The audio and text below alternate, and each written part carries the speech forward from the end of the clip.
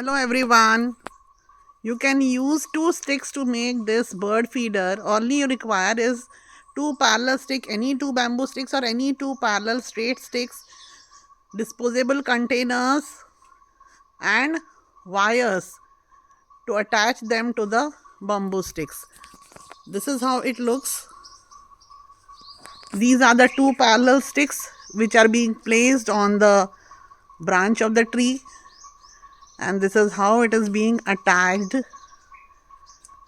to the branches.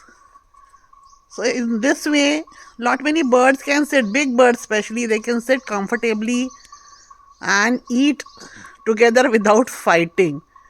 Normally the big birds like parrots and all, they fight.